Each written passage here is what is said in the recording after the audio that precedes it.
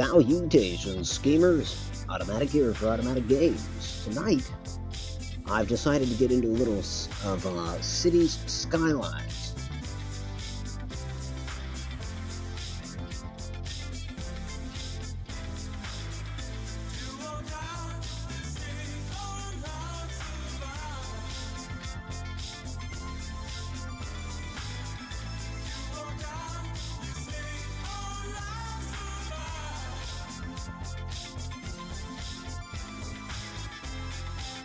And thanks for joining me for this. Thanks for watching. I am still checking the audio. We were having a few issues, but I think they've been resolved. So yeah, I've been, this is a game that I've been messing around with for quite some time. And essentially, when I started, what I wanted to do was create kind of like a state. And each city was actually a county, because it's a large landmass, and the way I scatter my intentions, no one city has grown to a giant metropolis. I think our highest population count, I don't know, somewhere around 16,000, maybe, which in reality is a pretty small city. I've also gone about naming cities, towns, businesses, well, businesses in so much as like mining operations or land reserves or stuff like that. After people that I know in all my sense. Now, one thing I didn't do with this game is I didn't turn on money, which sucks because that's politics. And so, eventually, at some point, I will do a game with a limited budget. But for these, I really just wanted to be creative about it. I wanted to build these cities and towns that my little heart desired. And so I turned off money. But I think it would be interesting to see, you know, I guess how adept or inept I would be if I was kept to a budget. In fact, for all four of these counties, I've tried to turn on the budget, but at this point in the game, at this juncture, there's such a deficit that it's ridiculous. But that's always something that I've enjoyed with city builders. You know, you've got natural disasters, right? I think one of those natural disasters, pardon, but this is going to get political, I imagine. I imagine one of those natural disasters, kind of an unwritten one, would be real serious left-leaning politics. You know, where you're just throwing money into government like crazy, hand over fist. That can be a catastrophe too, a la Detroit, right? Just look at Detroit, or any city that has pretty much been stuck under one particular party's politics for decades and decades and decades, and you just kind of watch that city fail. Now, I could only accomplish that with a budget, but this game does let you do that. It lets you govern. I don't know how conservatively it could let you govern, but it certainly lets you throw force some liberal agendas onto your populations. And I guess with a budget, it'd just be kind of interesting to see, you know, if I'm trying to think of ways I could roleplay this game. You know, like do a stream where it's like, so during this stream, the county commissioners are all right-leaning. During this next stream, we'll say that the Dems were elected, so let's go ahead and enact some liberal policies and see how that goes. See if ultimately you would have to overturn them, or if they would have some kind of staying power. But here's what we've got. 4 counties, right? We've got, well, okay, the first one's a misnomer. It's supposed to be Prince William County, named after my son. And it is the southernmost county in the state. The one just north of it, honestly, I think is Odeth County, which is named after Japheth Odeth. And in fact, the biggest city in the state, I think it still is there, and that's Japheth. But I'll get into that. North of that is Cat County. It gets a little more rural when you get up there into Cat County. And then the furthest county north is Gary County. All of these are named after online friends. We are going to start as if we're traveling into the state from the south. So we'll go into Prince William County and see what's what. Gotta make sure all my mods are installed. And they are. Good deal. Okay, let's start it up. Good evening, theorists. Let's see. Theorist 6. Do I have him in the game? Yes, I do. There are 2 universities in the state. One of them is, God, I think it's just called Theorist University. I might be wrong about that. The other one is Otto State University. You know, certainly the primary state-funded college.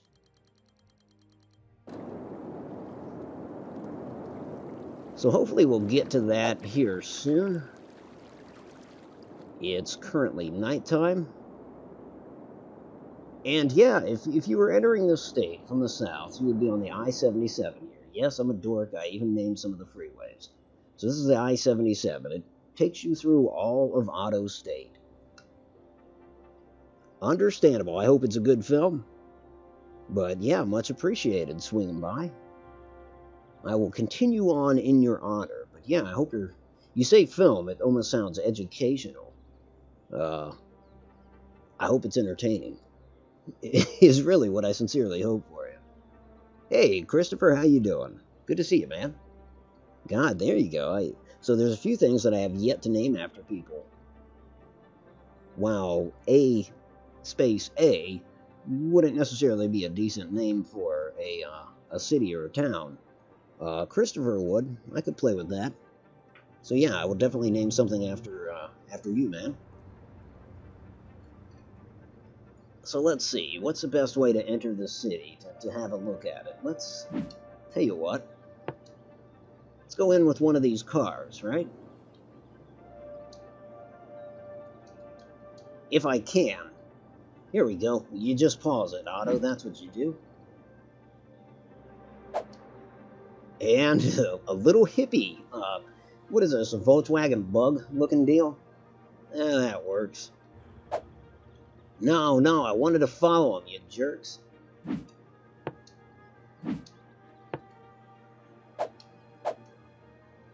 And go. So here we are, following some potheads into the state. Somehow they got across the border without being caught. Well, hell, maybe we've got loose policies. So as you can see, as they're crossing the bridge here, off to the right, that is Billyville. It is the state capital. I'm doing pretty well. I really can't complain. Yeah, not bad. I've got a busy weekend ahead of me, so taking this last opportunity to goof around. And so yeah, I gotta say I'm doing pretty well. So that there is the capital, Billyville. And over in this quarter here, you can see the giant arena there. Also over here is educational stuff. This is the university. This is Otto State University. OSU, I guess. No real deference to Oklahoma State or Ohio State. Just, you know, if the state's Otto, it's going to be OSU. But now you're seeing the name of some of these places. Just north of the campus is Tenure Park. So, I mean, your professors gain tenure. They keep spouting shit out their ass. And not only that, but they have a nice retirement place just north of campus. And so that's where they go. And that place is especially gassy. It stinks of bad ideas. But that's where you find those with tenure and those that are very well paid. So certainly a nice neighborhood. And Williams Station is a relatively nice neighborhood. I temper that with the fact that they're so close to the train station. So certainly there's some noise pollution seeping over into Williams Station that you would not find there in glorious Tenure Park. Yeah, it's it's kind of SimCity. You know what I mean? SimCity, well, they kind of dropped the ball. And this company picked up some of that slack. I think going into it, this game was a lot more dumbed down than the last iteration of SimCity, but in terms of polish, I like it. You know, it's certainly pretty. Um, I can't say with SimCity I've ever been overly impressed with graphics. So there, about center screen is well what you would call downtown Billyville. Um, we'll have a look here. You've got your emergency stuff. The building with the badge is the police department, obviously, and that's going to be each police department is named. So that's the Billyville Police Department. Obviously, there's county sheriff's offices out there in the more rural areas. But as you might imagine, with almost any area, and that's the thing about games like this, my imagination just kind of goes crazy. The Billyville Police Department probably gets saddled with a lot of the bigger calls. They have helicopters, they have vans, they have fleets of cruisers, and a large police department. So I think, say you were getting in a chase out of Jackson, which is a town over to the west, you know, I wouldn't be surprised if they called on Billyville Police to get involved. Just next to the police station is the state capitol building. Now, kind of enough about the lore of my maps for a second. Let's turn to the actual dynamics of the game. You can see that purple bus. It's making a left. It's going to be heading, I guess, northbound up the slope. Yeah, there you go. And so that was one of the later things that I realized about this game. At first, it was just champagne socialist. We had Tony Blair. He was the most recent example of that. Yes. Yes, I don't know if was that in reference to Tenure Park, because that's definitely where you're going to find a socialist agenda for sure. But yeah, after I got past actually laying down roads, you know, trying to get your population to a healthy number and all that, that's when you start to get to logistics, like that green tram there, or the buses. Not only do you introduce the buses through bus terminals and all that, you actually have to plot out their bus routes. And so there's a lot of aspects in this game that are like that I encounter some late night, and then the next day I find myself paying very close attention to bus routes that I pass. And when they come back the opposite direction, I'm like, is that the same bus? Did that bus just go straight down that street, turn around, and come back? And at least in Columbus, that's true. That's kind of how they do it, I think. But, so yeah, you have to deal with all this logistical stuff, and it just kind of gets you thinking about how cities work, I guess. When you're laying down neighborhoods, just like SimCity, you have to determine whether it's going to be commercial or residential or industrial. And in some places you want it to be mixed. Even though they don't necessarily cater to that, it can be done. Yeah, back to the actual city at hand. So over to the left, you've got the state capitol building there. On the right side of the screen, just across that park, that green, so that's the hospital. The only thing in between is, I think that's a bus terminal there. And then some commercial space. Certainly there's got to be a bit of a nightlife downtown. There you just saw a train pass. Billyville was pretty much built up around the trains, which I guess is indicative of an older town, right? The thing about Billyville is you're not seeing any skyscrapers. I think the closest thing to it, well, let me see. Yeah, no, you're not seeing skyscrapers. There's some office buildings downtown, which are rather large. I think that's kind of where I lament the fact that there's not mixed zoning. So, like, you have this office building. It'd be cool if the very first floor down there was actually like a coffee shop. You know what I mean.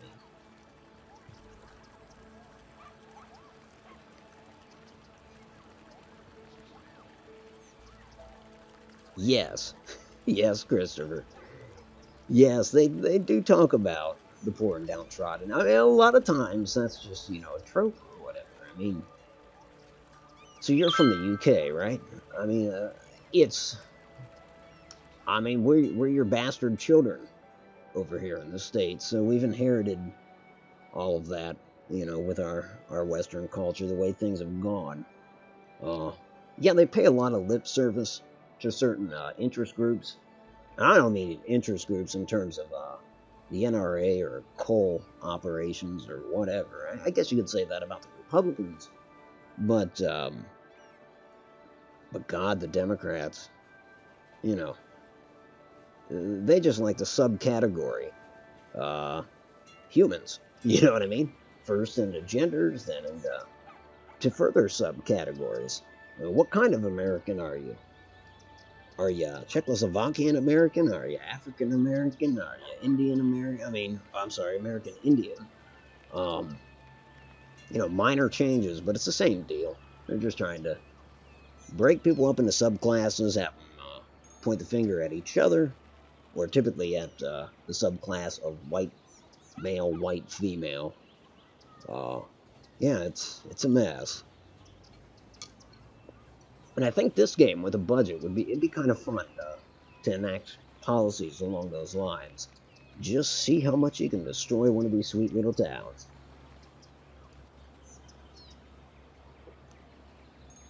All in the name of politics.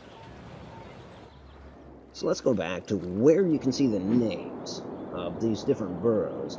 You got East Billyville over here. So that's all offices. It's essentially a big office park. Got the nice waterfront there, but north of that, you've got Northgate. Northgate's where things start to go a little downhill. I guess I would say that's more of the rough neighborhood, especially this little area right here. I don't see police cars in there now. Okay, yeah, I do. As soon as I say it, enter police car.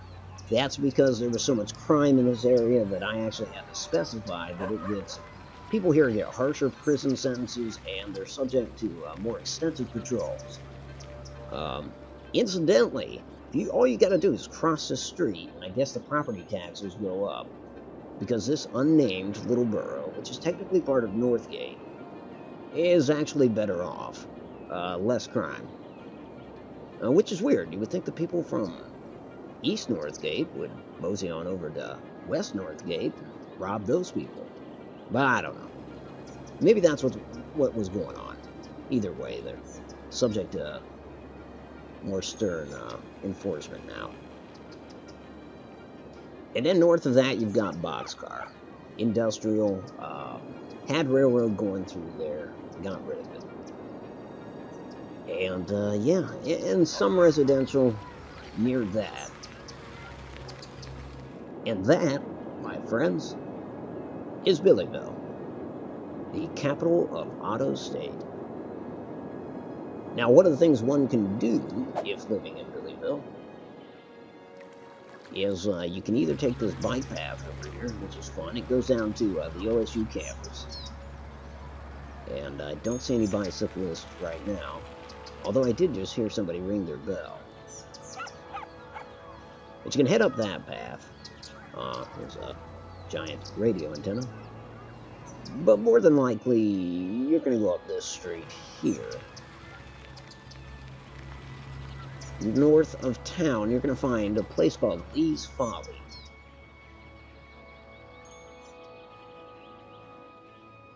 And here it is. Yeah, you can already see the roller coaster and whatnot. So they got shit happening up here. It's certainly a good time for all. Lee's Folly, kind of just a getaway. Started out as just the amusement park, and then amenities kind of cropped up around it. It's their little getaway without actually getting out of the county or the state, right? They just drive up there. Certainly, there's a bus line that brings them up here, and they can kind of just whittle a day away, basking in the glory of carnival rides and the occasional bar, right? I mean, I'm not gonna Not gonna poo-poo them over that. But yeah, people live fairly well in this city, except for in Northgate. So next, we are going to cross the I-77. Oh, and I before we do, let me go back to this screen. Go in here, because this shows us a little more. You can see how I've been able to district out these areas. You just kind of paint them in, right? And Northgate, for instance, well, there you go. The property taxes, I want to say, I think that's the case. It's very affordable living. I don't recall what that is. And then there's the harsher criminal penalties.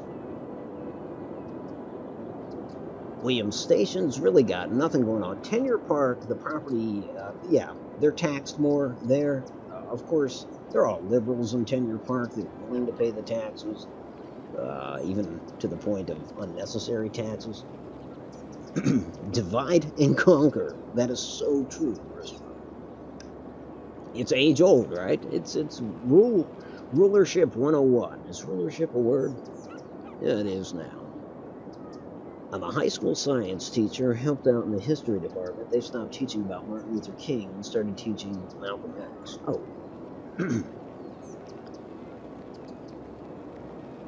God. His I Have a Dream speech is problematic nowadays. That's a sad state of affairs. You know, if on an official level people actually think that. But it doesn't really jive, does it? Judge somebody on the content of their character? No, I don't. You know, campuses across the United States and beyond have abandoned that philosophy a long time ago.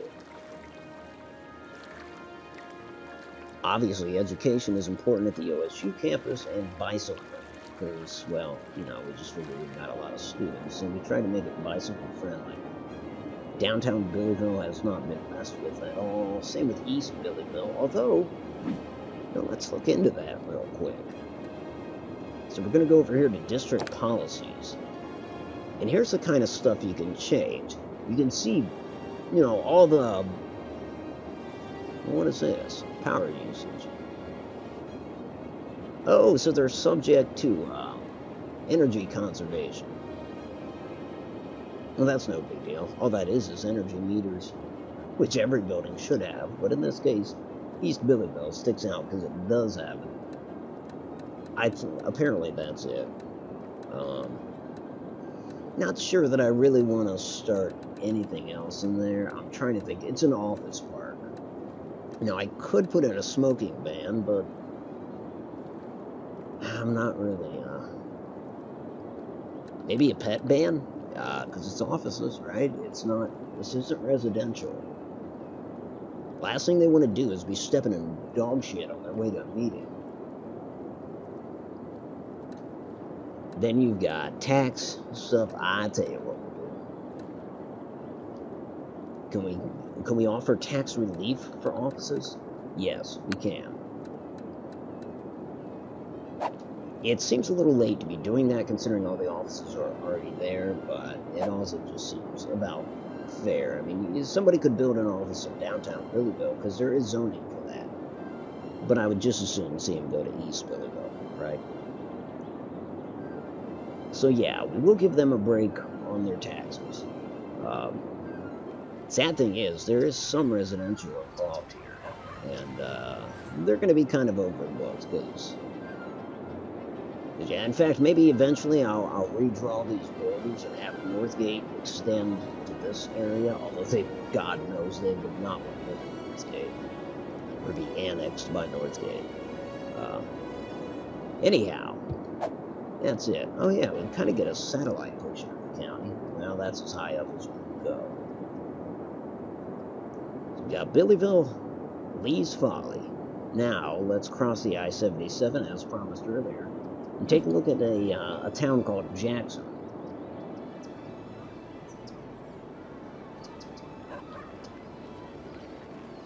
Maybe a vagrant ban. Ooh, did they offer that? Let me check. Because, yeah, especially You know, another place, if they have it, another place to do that would be Tenure. Is it Tenure Park? I think, where all the professors live. That'd be kind of funny if they banned vagrants. Let's see. So it's not going to be under services. It might be under city planning.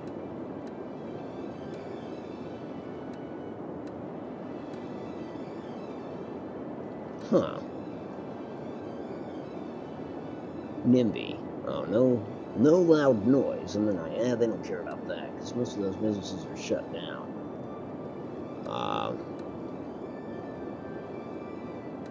Yeah, I don't know that they have anti-vagrancy laws. Oh, that's actually for the arenas. So yeah, they don't have it. Damn. So that's something I would have liked to have seen.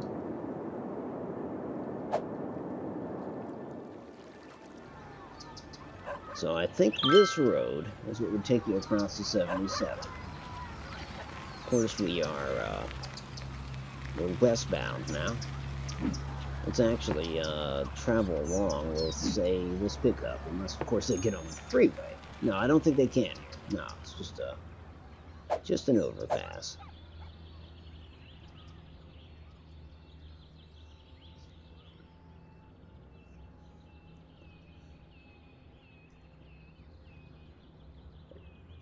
Pardon while I take a sip of my beverage here. So up ahead is the town of Jackson. It was built about the same time as Billyville, but it didn't grow as big. Plus, I had in the back of my head that Billyville was going to be the state capital anyways. And as it turns out, Billyville is also the county seat. So Jackson kind of got left in the dust in that equation. But it's kind of a pretty little town. As you can see, it's rural. A lot of farms. Yeah, definitely a lot of farming industry. Some of these farmhouses have grown exponentially. Actually, pretty wealthy families there. God, that plane was flying awful low. So there you go. That's about the extent of it. This little neighborhood is relatively new. District-wise, it's broken up into, you got Jackson, which is downtown Jackson. And then north of that, you got North Jackson, farming. And West Grove, also farming. This could technically serve as South Jackson, but I just haven't named it. And plus, I think ultimately it will sprawl further south. And we'll actually, at some point, have to make that district.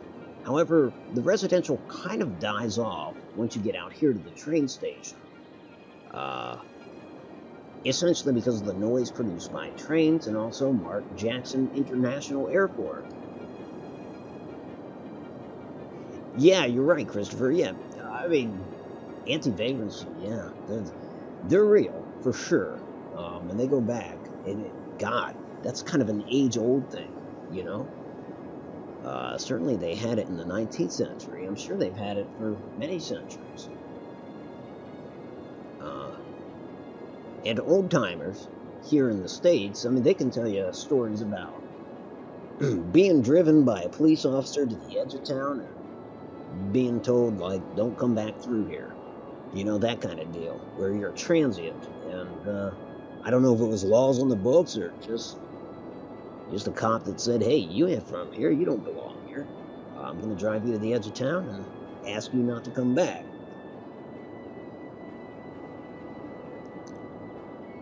So Mark Jackson International is split between the airport, then you've got, this is a fire station, but it also has helicopters. I don't know why the police were just leaving that place, but I guess that's not unusual. But it's also an industrial park, which is the unfortunate thing about Mark Jackson International. People fly into this county, and immediately they see an industrial park. But logistically it makes sense, right? Because it's generic industry there, and which translates to mostly shipping. It's not all shipping. Like that doesn't look like shipping. however that does. And that was my intent. You'd have a lot of the truck traffic coming in and out of here. You know, kind of thinking that they're going to load it up on planes. So that is Jackson, and it's about dead center of Prince William County. Do they have a police station? I think they do. I think there is actually a Jackson Police Department. Is this it? Yep, Jackson Police. Probably a small department. It's now 10 cars. Yeah. So Meteorologists are issuing a thunderstorm warning for the coming days. Citizens are advised to stay indoors. Well, shit. I thought I'd turned that off. So, we're about to get hit by severe thunderstorms. That sucks. There are still laws from after the end of the Korean War to move injured and homeless veterans. 1798, but it's still on the books. That's funny. We have some laws here in the States that are antiquated, but have never left the books until they're brought up, right? And then ultimately the legislature, I guess the Supreme Court of the state, weighs in and gets rid of the law or abolishes it. But we have a few. We have some here in Ohio that have to do with horses, you know, like where you can hitch your horse or something along those lines, which obviously does not come into play anymore, anyways.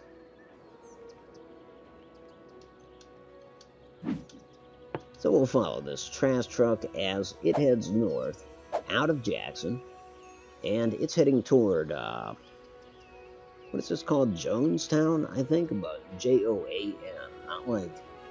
not like Jim Jones, who was a mass murderer, right? So yeah, it's not his town. I'm sorry, cult leader and mass murderer. And the trash truck's getting on the freeway. And certainly there's an emergency somewhere. You got police and ambulances heading south.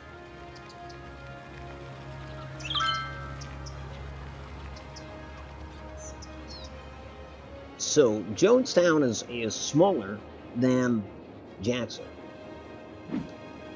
In fact, let's talk population here. Yeah, 1,154 people live here. 291 households. Well, slightly less, because not all of them are filled. But this is kind of a towny town. Does that sound redundant? It does to me. Townies, I say that because... because you've got Port Elizabeth, which is a big vacation spot. And there's your skyscrapers. Port Elizabeth has taken off. And so the people that generally work there come from Jonestown. Just a hop, skip, jump away, so those are your townies, and this is your town. And essentially that about does it for the three, well, I guess 4 towns. Well, no, I'm wrong again. There's a town across the lake that gets very little attention. It better get some attention here soon, because yeah, that's a problem. Don't know what has occurred, but that fire has gotten out of control. I mean, seriously, out of control. Oh, man. Hopefully there's more fire engines en route. Yeah, there are. Ambulances, too. And yet, here comes the thunderstorms. And it's severe, so chances are power's going to get knocked out. That won't have an effect on the rescue efforts, but just kind of adding insult to injury for this little town. What the hell is this called again? Gideon Bay.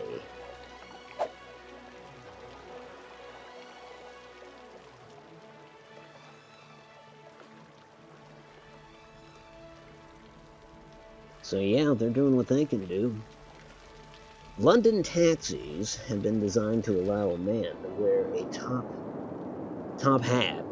I'm guessing you meant to say inside the vehicle and store a bale of hay in the trunk. A thunderstorm is That's battering the nuts. city. Stay It doesn't indoors until surprise the me, storm but has passed. it's crazy. Okay, so this is just it's a severe thunderstorm, but there could have been worse happening, right? It could be a tornado. I just saw lightning strike this tree, which is now on fire. Forest fire situation could be worse. Really, I'm waiting for some of these power lines to be knocked out. That's going to be the worst of it. God, you can see the smoke from all the way over there. This town. What the hell happened to the fire department? Did they just run? Did they? Don't know what's going on there.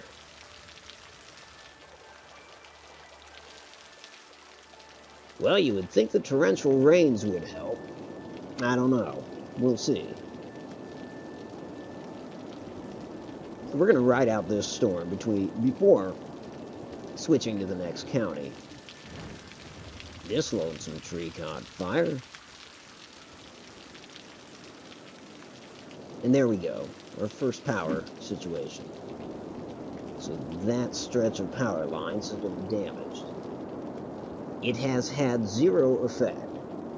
So that is kind of nice, that our power grid is such that we could afford to take that hit. It also makes me realize that this line is kind of superfluous.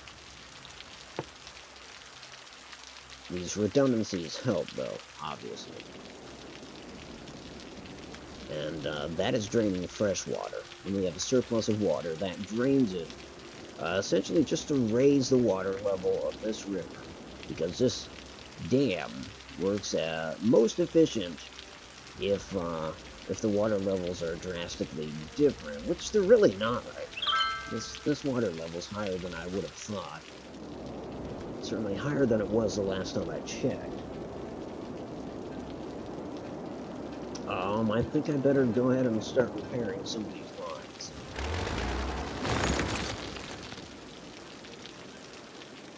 Just so that, you know, if another section of power lines is hit, we've again established that redundancy. Redundancy being a good situation in this case. I know that can be a bad word when it comes to the workplace. If there's redundancy, you're fired. Or somebody is, right?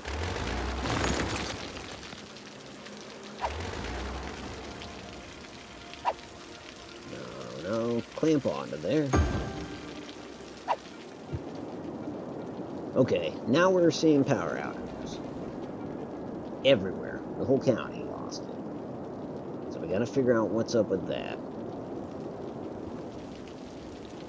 And actually, power is coming back on in Jackson, so I think... Yeah, I think repairing those lines helped. Here is part of the problem.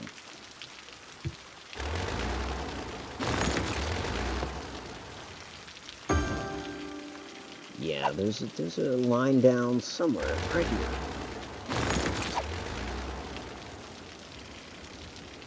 I really expected to just showcase this stuff. I didn't think I'd actually have to be playing the game. Then again, that's what I get for not anticipating the storm.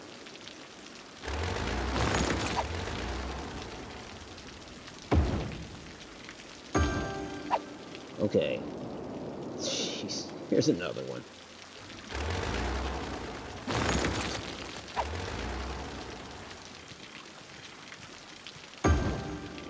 There we go. Let's see if OEP, Otto Electric Power, has remedied this situation. Yeah, apparently not. It's a pretty bad storm. We've got a lot of lines now.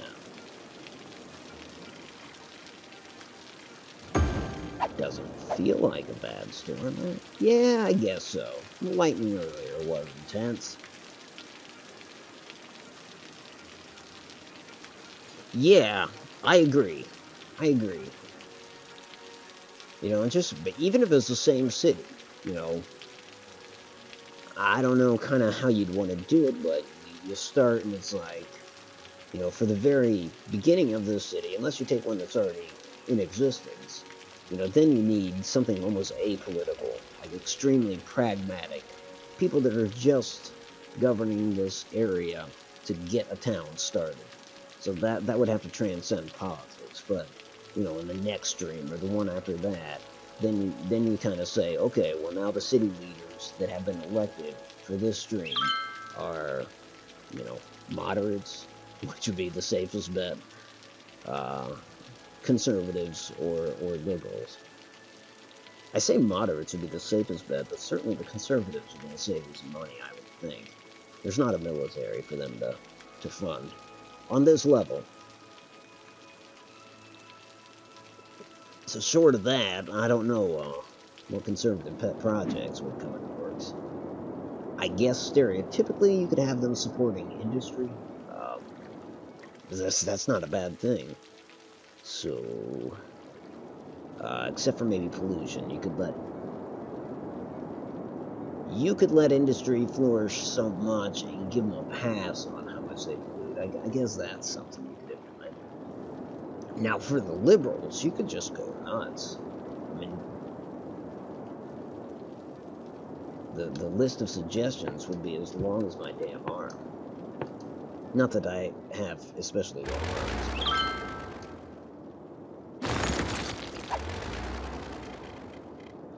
I'm guessing that connected there. I'm thinking just for safety's sake, we'll bring more power into the international airport. The problem with that power line stuff is, well, no, you've got the dam supplying power, and then over here on this side, you've got the nuclear power plant. But if lines are severed down here in the south, that's going to cause a problem. Certainly if lines are severed right around the power plants, then what can you do? You're going to lose power everywhere. Got yet another.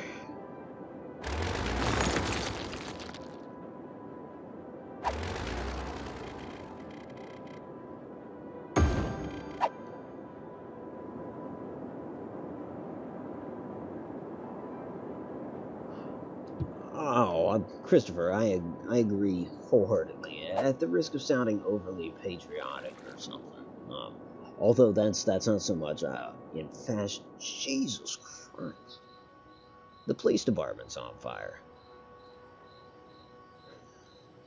Oh well. I don't mean to say oh well. You know, there's a fire engine right there. Things are happening.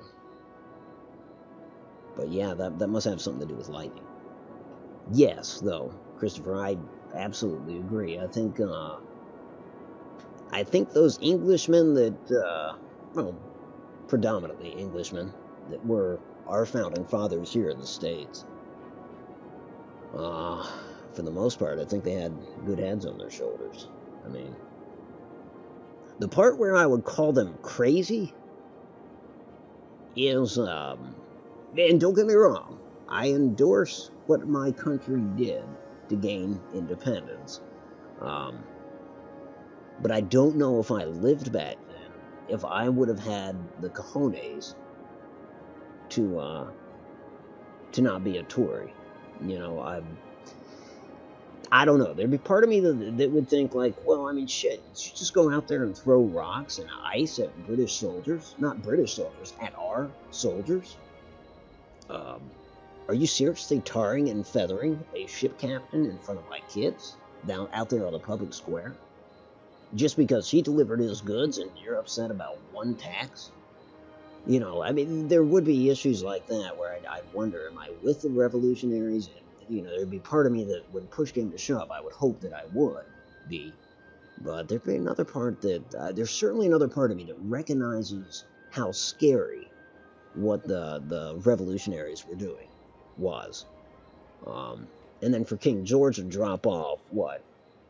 I mean, shit, in the War of 1812, your country dispatched, I think it was in and around 10,000 troops to the States. During the Revolutionary War, when things were boiling over, King George's, one of his early responses, was it 32,000 troops in New York Harbor? I think is how the song goes. That's huge. I mean, whoever thought, like, we're going to continue to fight our own army when they show up with 32,000 troops at that date, right? I mean, World War II, you could field 1 million men if you were the Russians, but 32,000 troops in New York, that's... You would think that King George made a safe bet there. That, well, what can the colonials do about that? It's overkill.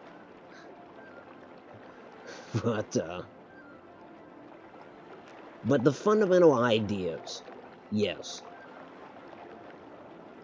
Even if I was worried or scared or whatever, just those principles that the individual, that put so much stock in the individual, you know. So let's see. I think I've shown most of this county. There's the Draco Mining Reserve. We have industry down here. Yes, unnamed lumber reserve. Time to turn it to the Christopher Lumber.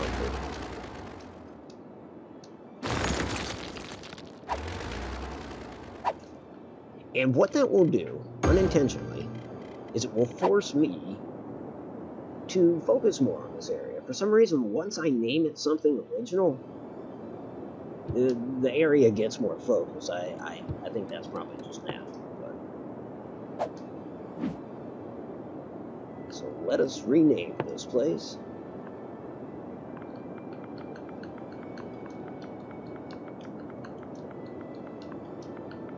If it offers me enough letters. It very well may not.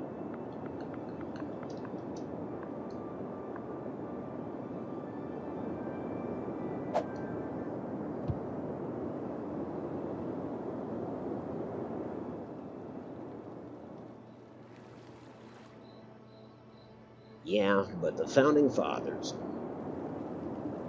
It's just the states have gone so far against that. They've strayed so far from it, you know. I get that times change, but take FDR, for instance, right? Franklin Delano Roosevelt. And I'll just follow this truck while I spout off. So he thought that the U.S. Constitution was an outdated document. It needed not just revisions, but in some sense replaced. And there's something that disgusts me about that. You know, not that I lived at that time, but it's just that here's the conundrum. He swore an oath to defend the Constitution. How then does he turn around and say the Constitution is an outdated piece of parchment? You know, that what we need is a new deal, a fair deal, whatever.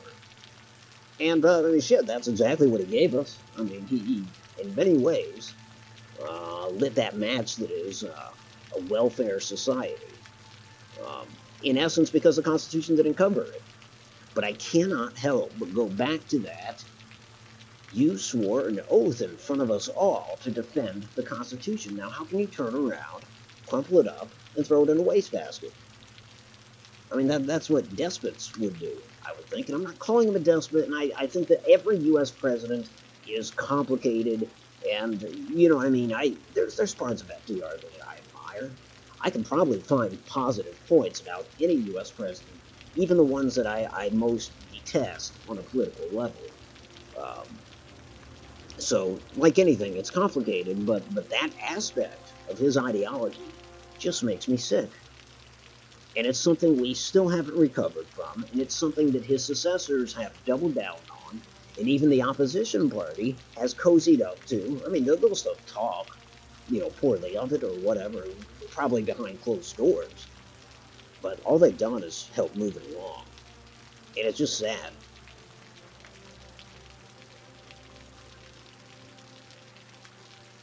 Yeah, they seriously wanted their independence. And, I mean, there's no mistaking that, because in the face of the greatest army in the world, no offense to France, God, we're talking along those at about that time in history. France wasn't fucking around either. They had a shit-kicking land army. No question in my mind. But I tend to think that the British had, maybe it's the fact that ultimately the Brits, despite the fact that they were dealing with an alliance, that they brought about the downfall of Napoleon. So certainly they bested the French when France got way militarized. But yeah, to actually, despite everything, say, you know what, send those 32,000 troops, we're going to fight you anyways. It's insanity, and it just shows how much passion they had. And then the War of 1812, I mean, shit. We declared war on you. That's nuts.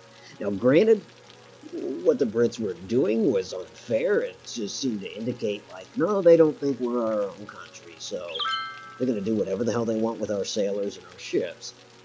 But for us to declare war it's almost bizarre. It's like, you turn to the United States in 1812, and it's like, yeah, well, how are you going to win this war? What are you going to go sack London? Because that's not in the cards. So, what exactly are you going to do? And I don't know. I guess in the end, it worked out. But a lot of people look at that as our second war of independence, and I wouldn't be surprised if there were some over there on your side of the pond that looked at it as an opportunity to get back their colonies, or at least maybe get into the Mississippi region and cut off westward expansion, so everything west of the colonies might ultimately be under the Union Jack. I don't know. Can't say I knew what they were thinking, but they might have seen it as an opportunity. And your army showed up here and burned down our capital. Game over. If it was a video game, game over. But somehow we got through that.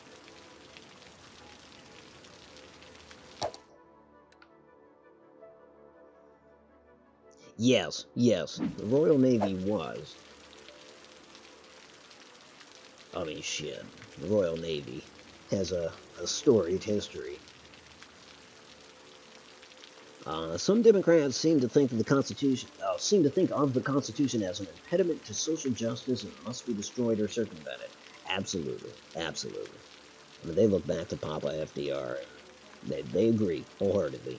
It's an outdated document. It should not apply to us.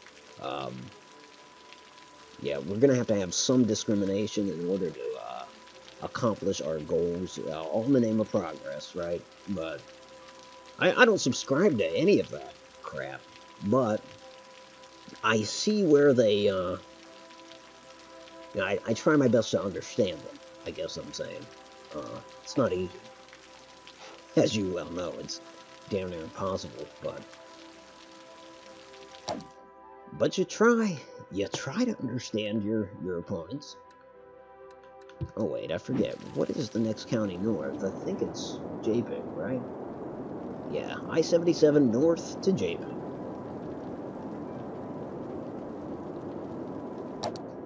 So let's load that up. You know what? I'm not going to blame you if you gotta go or can't stick around. I am going to take a quick break, use the restroom. But I will return.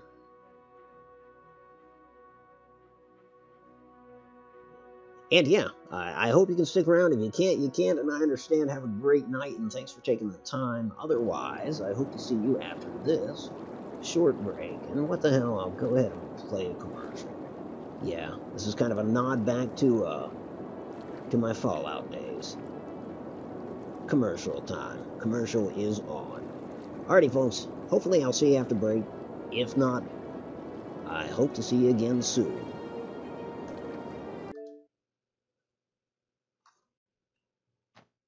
From the fine folk at Ideal Toys in conjunction with Bayou Baby Doll, we've been fixing a long time to bring you the most realistic doll on the market.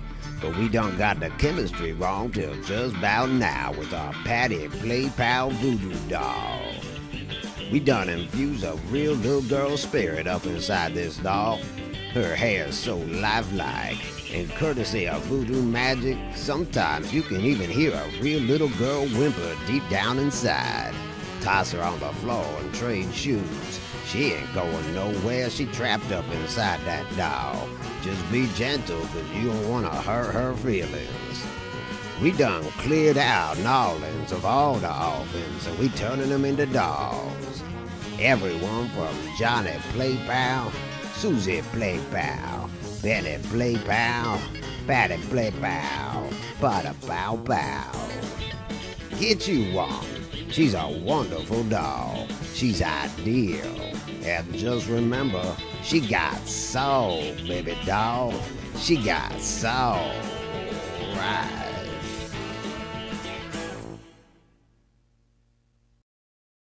When you spot one of those shiny red rockets just off the road, you know you're good to go. They offer the finest service nationwide. You already know they sell gasoline, diesel, and coolant for your nuclear engine. But the perks, they go well beyond the automated pump. Car troubles? Step inside a Red Rocket garage, where a 5-star service technician will keep your car road ready for what awaits you over the horizon. Or come on inside where you'll find a wide variety of products designed to maintain your vehicle and extend its lifespan. Creature comforts for the vice in all of us. Beverages range from Nuka-Cola, ice-cold beer, to piping hot coffee, so strong it'll keep you wide awake on those long hauls. And let's say your journey takes you atop Makeout Mountain with a gal named Jenny. Hop inside the Red Rocket restroom facilities where you'll find one of these state-of-the-art condomatic dispensers. There'll be one of these bad boys available in every single Red Rocket restroom come 2078. Speaking of facilities, Red Rockets are clean as a whistle because your comfort is their top priority. See, when you step inside a Red Rocket, you're greeted by courteous, friendly staff. But underneath it all are pure professionals who got the know-how to keep your car up and running. This is stock car legend Lightning Bob McAllister. When I need to make a pit stop, I've only got one stop on my list. That's the Red Rocket. They've been taking care of me for well over a decade, and by doing this commercial, I aim to take care of them. So what is it you're looking for, friend? Self-service, full service, or authentic automated service? Whichever it is, Red Rocket's got you covered. So next time you're out on the open road, friend, do yourself a favor. Drive in, fly out, Red Rocket. Drive in, fly out, Red Rocket.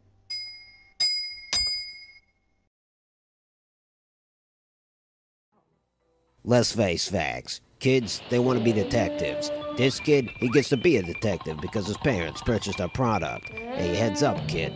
Better draw that sidearm and plug this mug straight in the kisser. Eh, hell, close enough. Have a nice trip. See you in the fall, you stupid lout. You know, a Tommy gun's a hell of a lot of fun to bring to bear when you want to be a genuine dick like Elliot Ness. This kid, he wants to be all that and more. He likes to go fully automatic, and who the hell can blame him? Me, I prefer the single-shot action, for when you gotta hit all the important vitals. You can get all this and more for $3, or you can strong-arm Mom and Pa into ponying up the extra dough and getting you the complete package. That's the quick-draw holster with the 38 snub-nose special, for when you gotta be extra thorough. You can get all this shit for $7, or it's $3 for the fucking Tommy gun. Hey kids, I'll see you at the store, and if Mom and Pa won't cooperate, get yourself a blackjack and knock 'em right upside the noggin.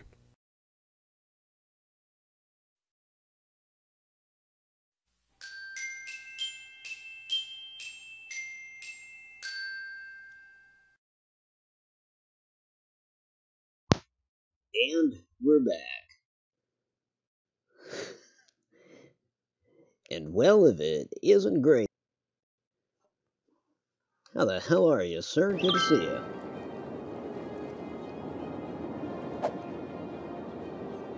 Glad to have you aboard. And yes, we have abandoned the, how do you put it there?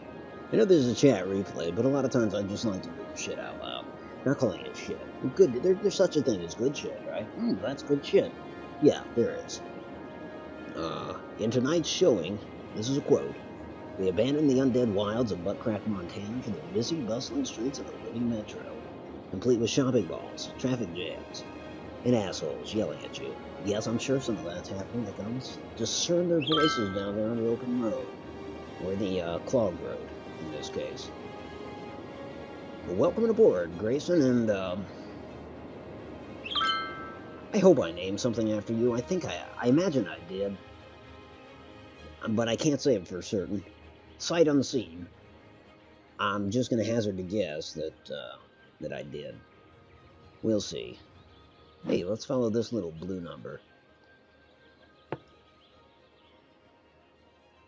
Follow them right into JPEG. It sounds bad. It's not how it sounds. So these people are on the 77 North out of Prince William County. They've just entered Odeth County. We're going to follow them in. Now, they could have gotten on the I-33 heading west, and we'll take a look over there in a little bit. Got some mining over yonder with some farms. Same deal over on the right side of the road. What is it? What is it? I think that's Judah. That little town there, up the hill. And there's mines up there. There's certainly farms here. All kind of connected. Now, one thing I like about this freeway is how the trains are in the middle. I could have touched it up a little bit and probably still should. Because that does look a little weird, the way the grass kind of, I don't know, just looks weird. But I do like that the train runs up the middle, that it crosses this bridge. As you can see, JPEG is a serious city, and it's the biggest city in the state.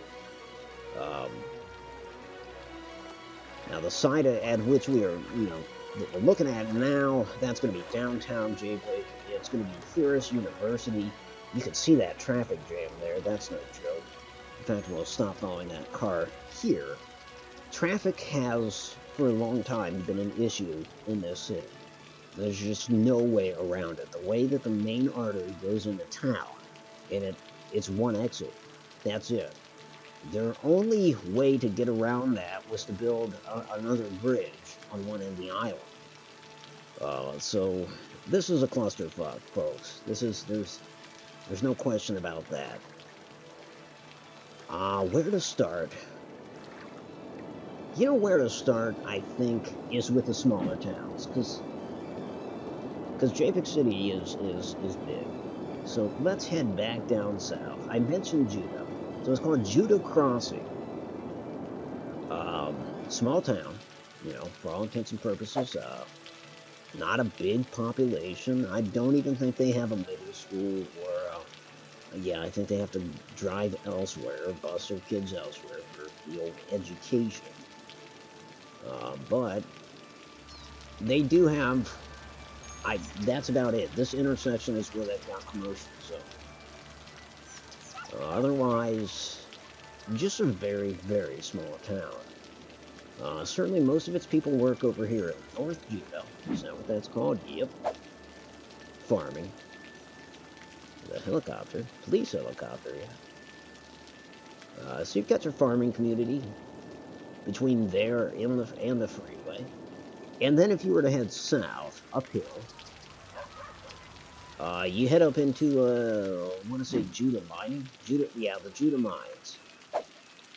Obviously all named after Judah. Hey, there's that police helicopter. Or no, that is not police. Yeah, it is. It is. Wonder what the hell they're doing. Oh well. You've got this road heading up the hill. I guess it's the hill, not a mountain. I don't know. Now, up here at one time, that's a fire observation tower to spot forest fires early. At one time, we were going to have our emergency shelters up here on the hill. Put to the test, that was a bad idea. Very, very bad idea.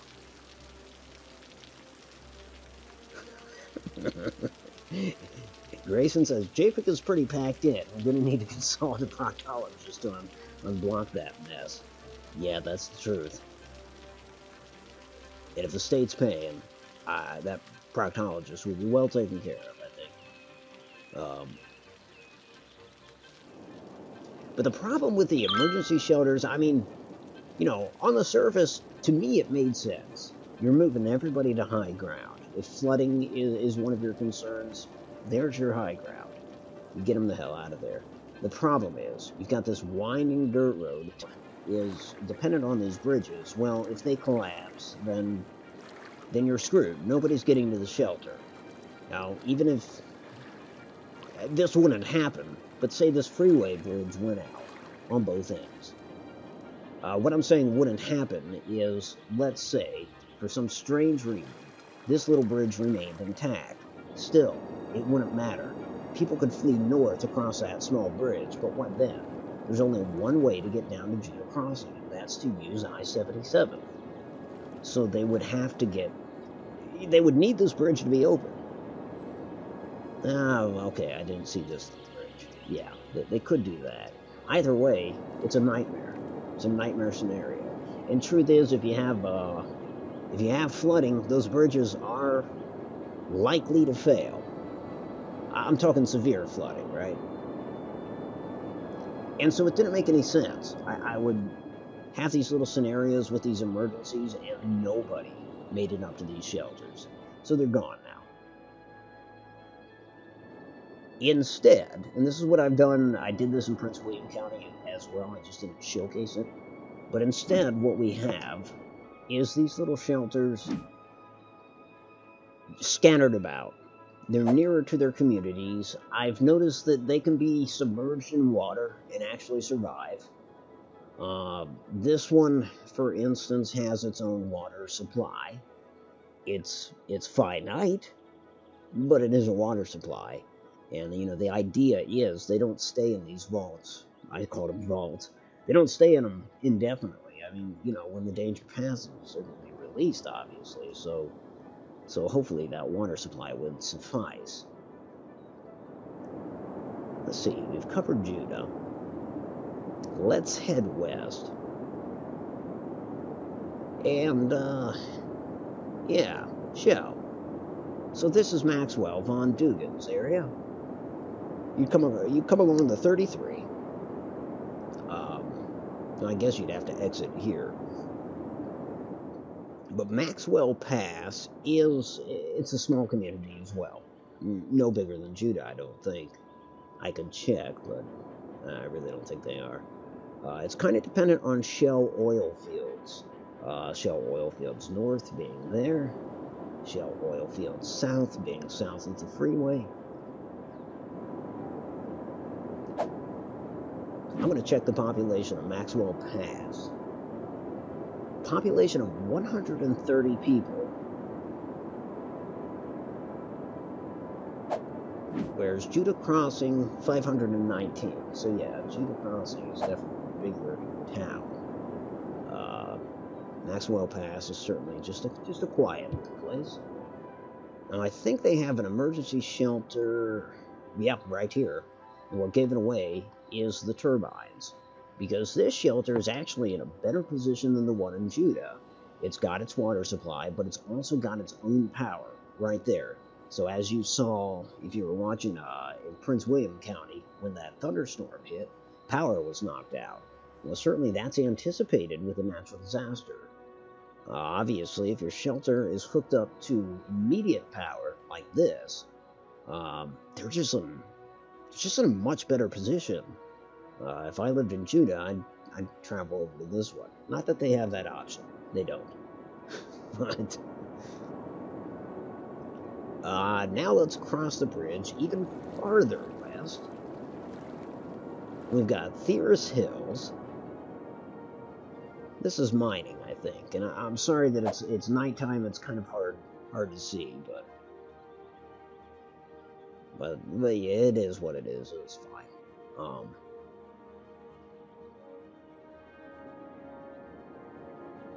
And it's called Theoris, and so too is the university.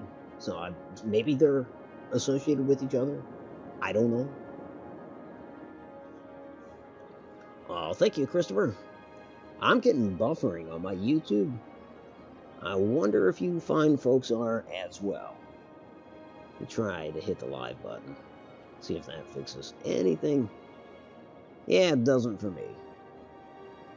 So I don't know. If you're still seeing the stream, I hope you'll be so kind as to let me know, because, yeah, on my end, it looks like it's buffering.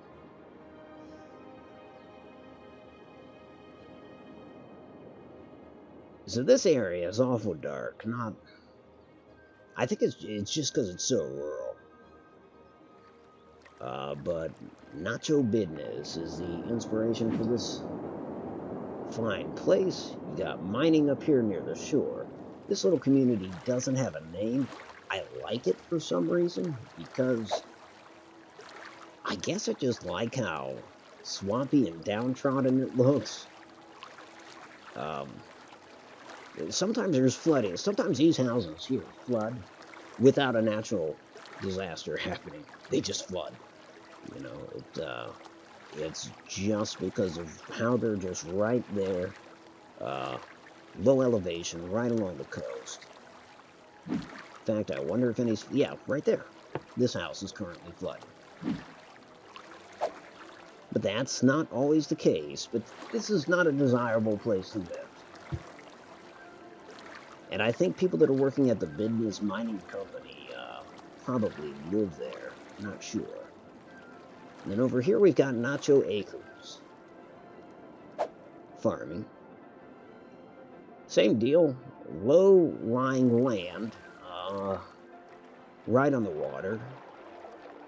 Although I gotta admit, we don't see flooding here. Not the likes of which we see up the road. God, that's actually a pretty nice-sized house. Yeah, somebody wealthy lives here. It appears that they're probably the only person of wealth in this area. I don't know.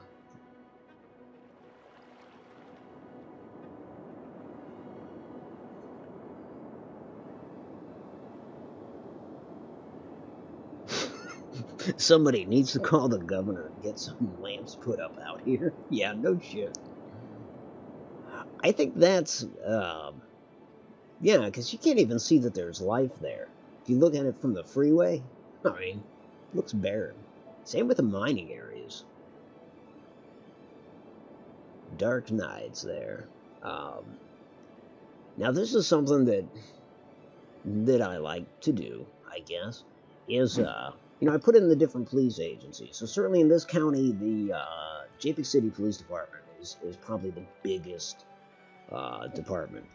But here along the freeway, and I do this with virtually every map, I think it is with every map, I put these police departments on the freeway, so that's the state police, state troopers, right? So you will have them come in from the freeway. And then over here, essentially I just, you know, as you come into an area, after you've been driving out in the middle of nowhere for a long time, you come into an area that's got a population, you're going to find rest stops. And that's essentially what these are. And that's another thing with this game, is when crafting the freeways, you can't help but look around at the freeways in your area.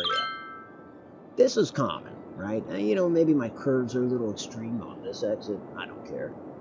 But this is obviously the most common interchange that you're going to see. Exit, I guess. But I did try to throw in, and maybe not on this map, I did try to throw in some that I saw in my area, in Columbus. That's probably a better example of a very standard exit. The one in JPEG, of course, comes right down off the bridge, even in the middle of the night. It's a clusterfuck, right? I mean, look at that, just backing up. It's going to back all the way up to the river. In fact, it already has.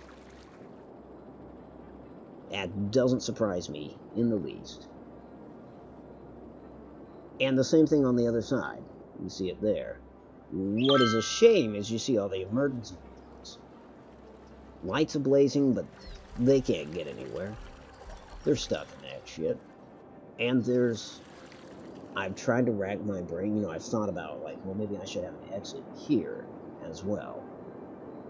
I don't know. I honestly, eventually I gave up. And I just said, well, you know what? When I was planning the city, I did not expect it to take off the way it did.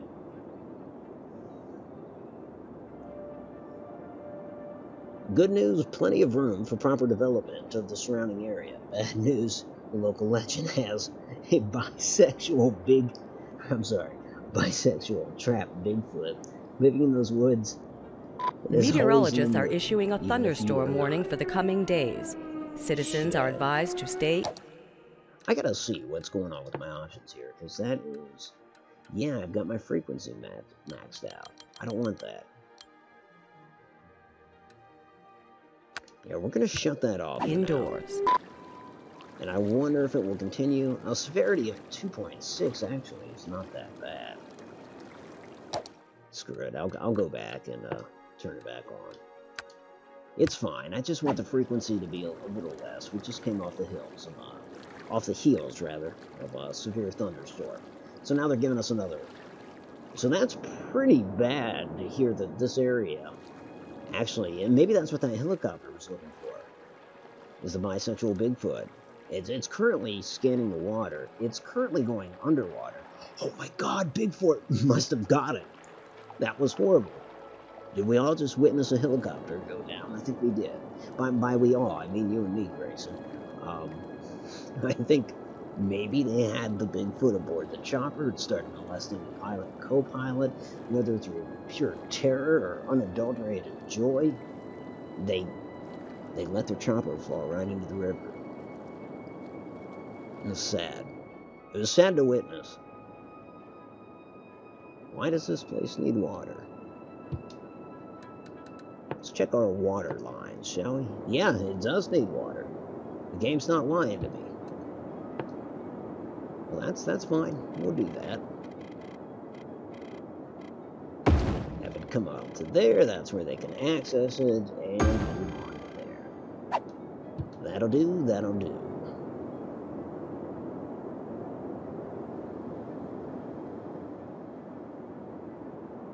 So there we go. We've dealt with the South.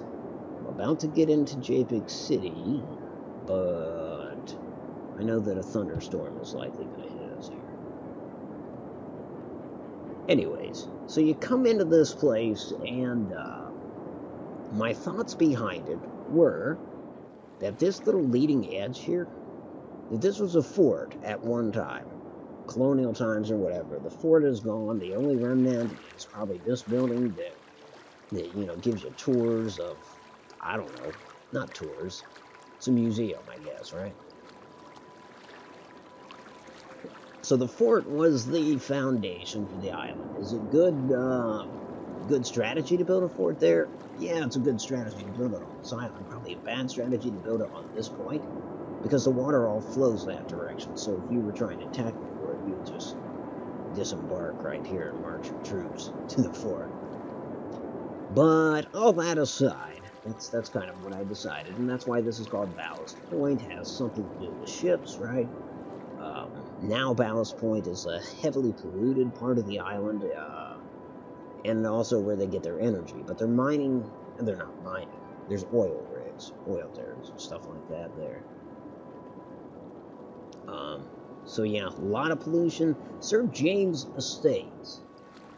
Initially, the idea was that we want the rich people to live on this side of the island because it's slightly higher ground. We were wrong. We were dead wrong. You see, in North Sir James Estates, it's actually the lowest lying point of this island. So if there's flooding, the water tends to pool right in here, and also right under the I-77. Shit, here's the thunderstorm. Oh well. Might see some power outages. A That'll thunderstorm be is the battering the extent of it. city. Stay indoors until the storm has passed. Yeah, lady, I know. So, all the big mansions in this area, they were flooded out, destroyed. And what cropped up in their place was really low-income living. Even the grass is just brown. I think that's because of the last flood. It's still holding on to some of that moisture. So yeah, not a great place to live. However, Sir James Estates is actually still home to some wealthier people. That's because not only does it have the lowest point subject to flooding, it's also got the highest point on the island. So they were right about that. And that's up here. So we're talking big houses, wealthy neighborhoods, a bit detached from the rest of the city, at least in this little circle loop deal right there. As for over here, not so much, but it's still the high brow.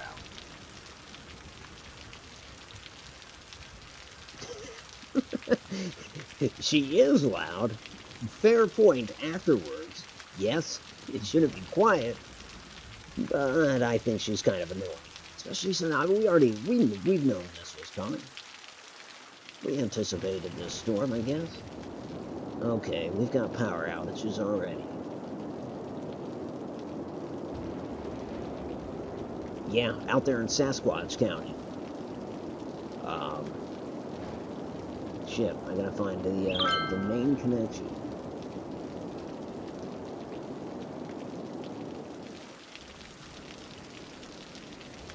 Did it go across the river? It didn't. No. There's no way. Yeah, it crosses here. And that all looks good. Nobody's having power outages over here. Even though a lot of power lines are down. Things are still... they're holding on. So somewhere, I guess it's just right here.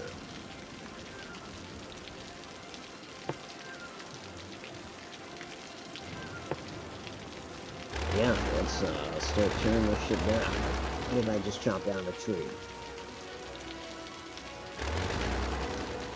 Come on, Otto. There we go. All these damaged ones need to go. I promised the residents of this little podunk little town, it's not even a town, whatever it is, but they'll get their power back. So let's see if we can do just that.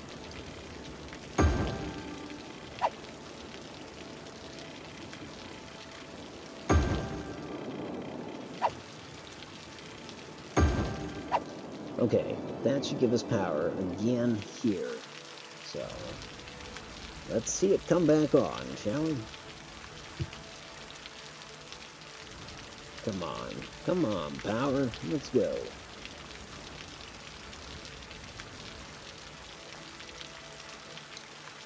If not, we got a bigger problem. Either that or...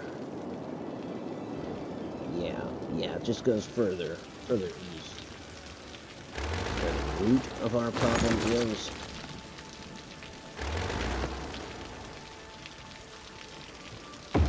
These damn natural disasters. This is not what I wanted to do. I just wanted to showcase my little counties.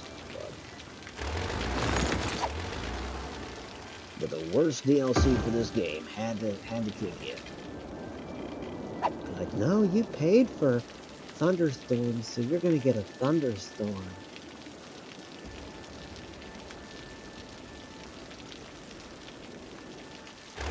Yeah, I did pay for it. And I continue to pay for it.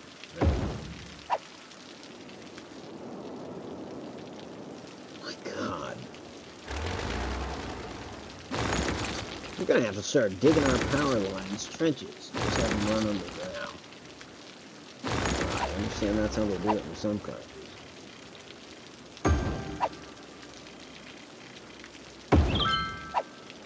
Maybe not here, because jobs.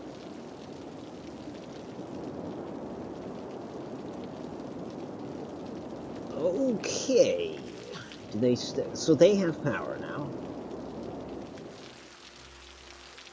This little area has power now. The mining company lost power. Not sure why. What am I missing?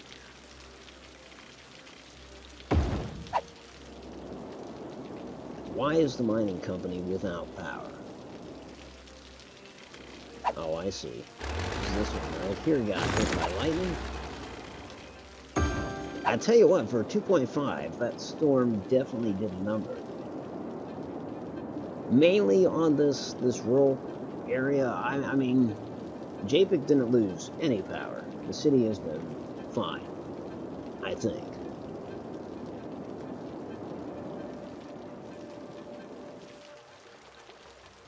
I was just trying to figure out what that was. It's a buoy.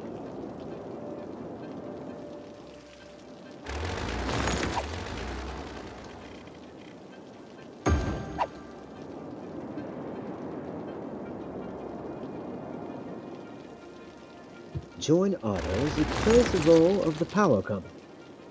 Are you excited by, are you turned on by restoring power to residential neighborhoods? Then tune in, because that's exactly what you're going to get and so much more.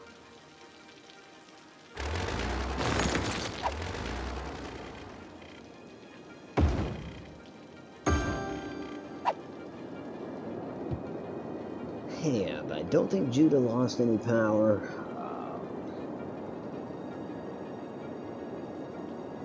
And again, though it appears a power line went down here, it didn't matter.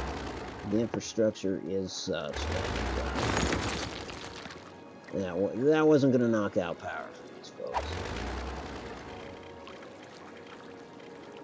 God damn. Don't tell me. The power lines existed before the bridge did. Or before this major bridge did. So it's having trouble. I think, right? Yeah. Oh, wait. There we go. Okay, good. How are we doing power-wise?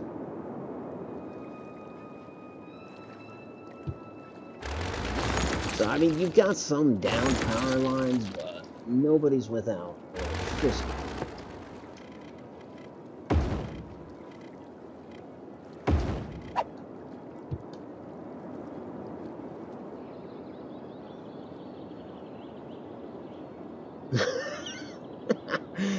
And I thought Fallout 4 settlements were annoying to get power to every home. Give me a raider attack over logistic issues any day. I can shoot the raiders. No doubt. That is certainly one aspect of this game. The micromanagement. I mean, yeah, it can get out of hand. Some of the micromanagement, don't get me wrong, is fun. Like the bus lines, I loved coming up with these bus lines. I know it sounds stupid, but it actually was kind of fun. Okay, don't let me access the bus, that's fine. Just trying to show people what I'm talking about, game. But I enjoyed doing that, and the evacuation routes, just things of that nature. I mean, what else we got transportation-wise? We've got buses, trams, metros, like the subway system, regular trains, which we have plenty of, ships, which we also have plenty of, airports, and taxis. Although the taxis in the airports, there's not a lot of plotting of routes involved with that, because they kind of go anywhere, right? But with the bus lines, strangely enough, I really enjoyed setting up those bus lines just to see what it did by traffic and all that business. Well, before we get to JPEG proper, you've got Port JPEG International. It's a much cleaner airport than Mark Jackson International down there in Prince William County. I think the pre-planning went into this place a little more. Certainly takes up a lot of land, as any international airport would. The neighborhood has cropped up near it, and of course that neighborhood has a pretty nice view of the city.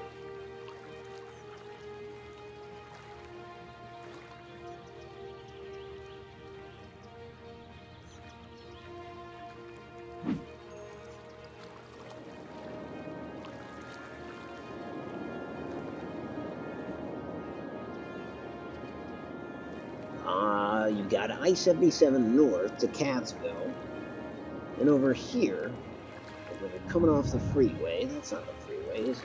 No, that is. So you're coming off the freeway, you've got this industrial area here, a lot of pollution, but that's all right. That's just going to happen with industrial areas, and we do need the industry. To get about here, you're heading towards Sardiniac Springs. So let's take a look at that fine place. It's up on a hill. It actually does have some pretty well-established buildings here. Large, I guess. But nonetheless, it has the feel of a rural community, and, you know, in satellite view, it is rural. You can just tell. It's one of those towns that's, you know, built up around its high school sports. You've got that. That's the high school right there. Just like a lot of these places, it has its own emergency shelter, its own vault. As you can see, they're bringing donuts to the vault right now. That's exciting. It's a big day, you know.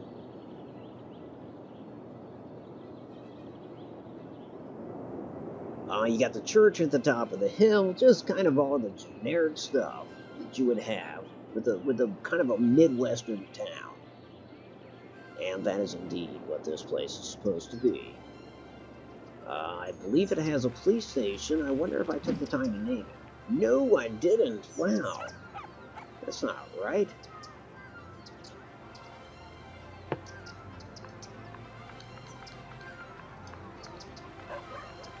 You know what? Let's just go ahead and make this the Odette, because that's the county. Odette County Sheriffs. Because I don't think I have them in yet, and I like to have them in each county. It just makes sense, right?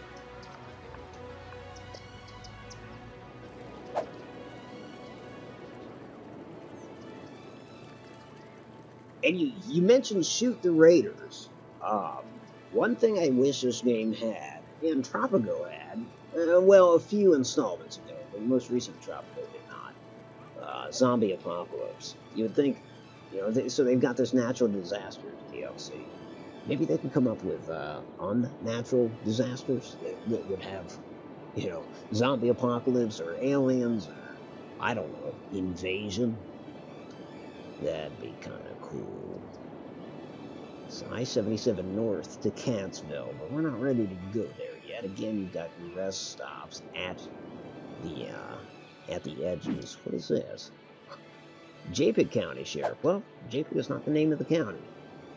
So I'm going to have to come change that to Otto State Police. Maybe I'll do that now.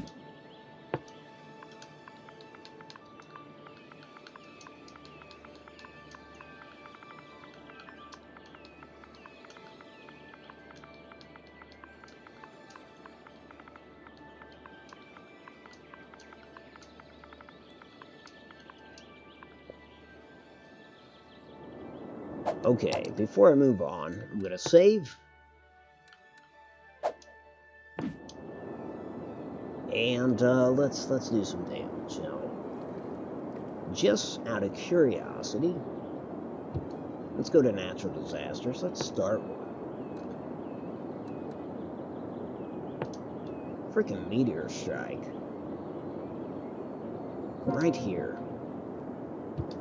We'll say it's a nuke. That's what we'll say. So they're about to get nuked. It's not going to look like a nuke. It's going to look like a giant nuke. Maybe. I don't know. We'll see.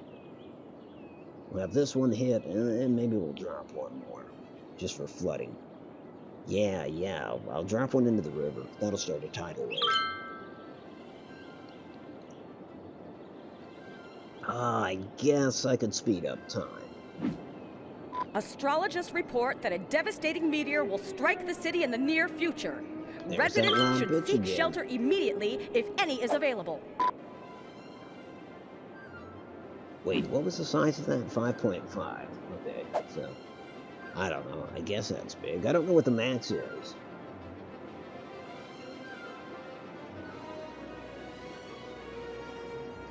Thoughts on Fallout 76? I don't know. Those are my 3 favorite words, and I get to use them right now. I don't know. You know, like anybody else, I've seen the trailer. I can certainly discern what the trailer is telling us. All the normal shit that you'll hear a YouTuber say. What? West Virginia. 76 was mentioned in Fallout 3. All that crap. I know I call it crap. I shouldn't. Because I've been a long-time fan of Bethesda. Starting with Morrowind. But I don't mean to say I'm not excited. It's just I don't know. I'm not enticed by the hype.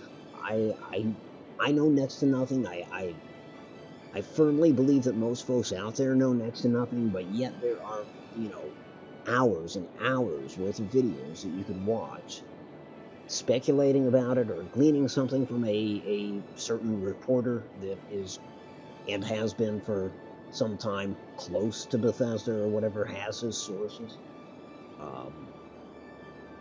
And I don't doubt that, but I'm just not excited yet.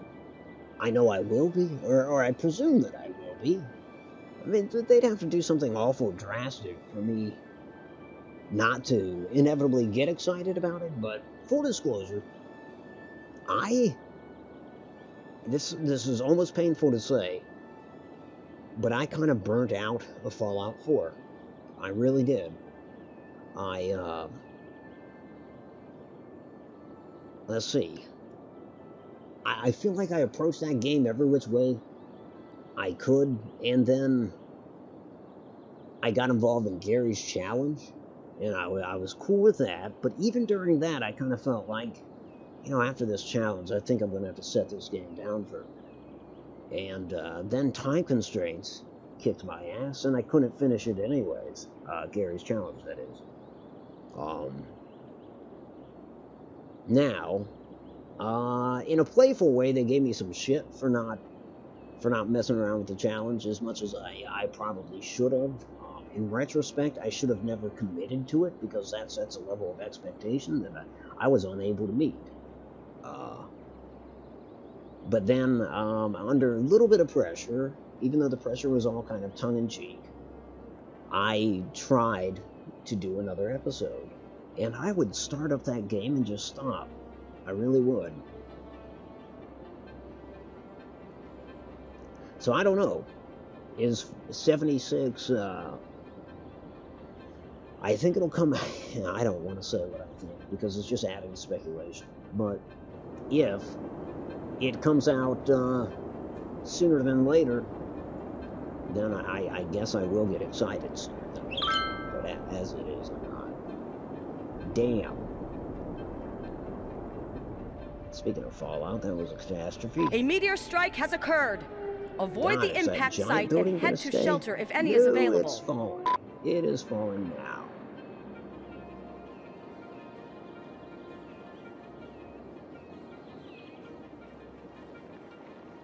It reappeared for a second, and then it disappeared.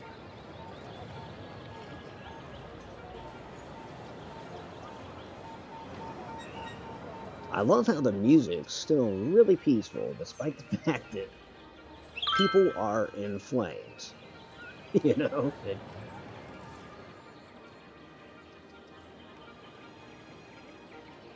And soon enough, some emergency, there's a rescue chopper. Is that a fire helicopter? No, that is just strictly rescue. Let me,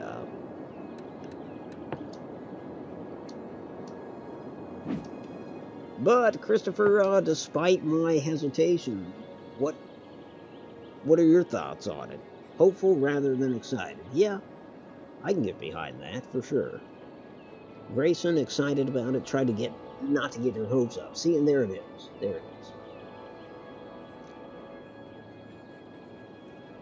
I'm trying not to get my hopes up. It's not that hard not to get my hopes up. Essentially because if I don't pay it up too much mind, then my hopes won't really get up. So yeah, I don't know.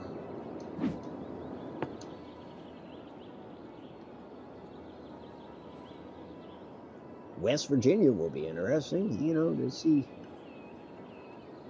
how they treat that. Wonder what part of West Virginia, because they always kind of do that. Why, when I say follow, does it?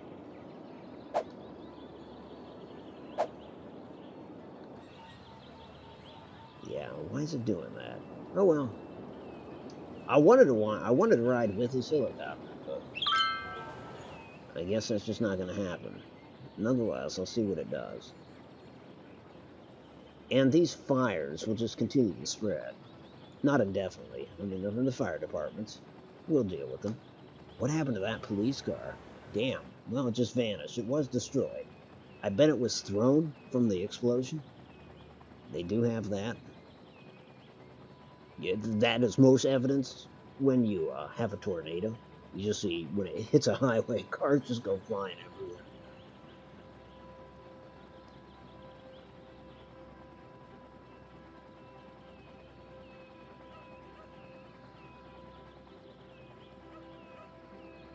Yes, yep. 25 years after the bombs dropped, right? Place was supposed to open 20 years after, so it's 5 years after that.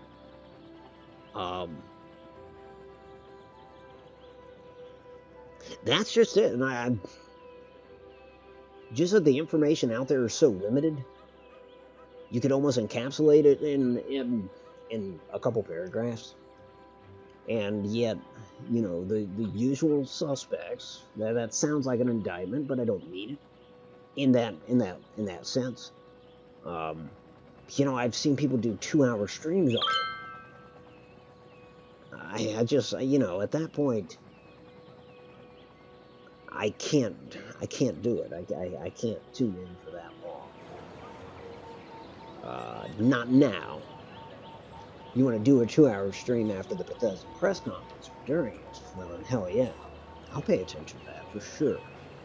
And it's not that I don't pay attention either. I did watch the trailer, but I didn't watch Oxford's coverage of it or, you know, really anybody's coverage of it. I just saw some videos, and then I looked at the length of the videos, and I thought, my God, they can bloviate that long over what?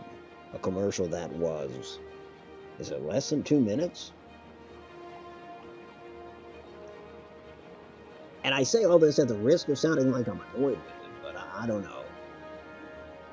Now, more role-playing aspects, if that's true, would be cool.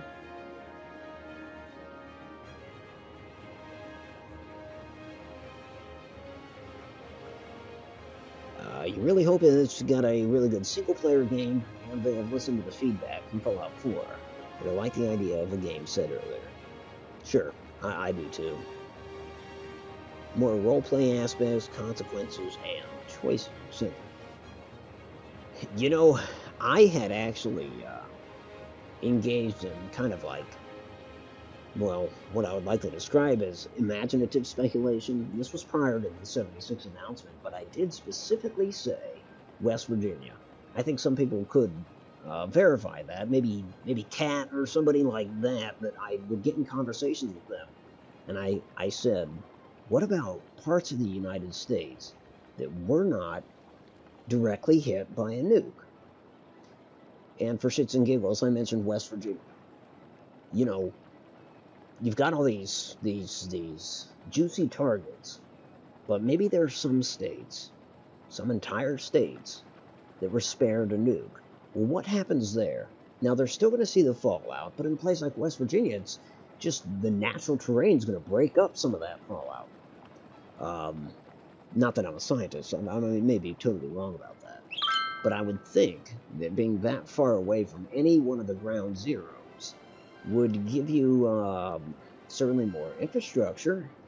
Not that there's a lot to begin with in places that would be overlooked by missiles, but, you know, the super mutants would come in from the outside, as I guess they did anyways. The ghouls would.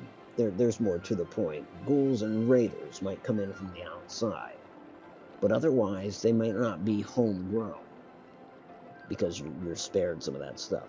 Well, I was wrong, because, yeah, if West Virginia is the location for it, then they'll probably come up for a reason why West Virginia would be hit by a nuke.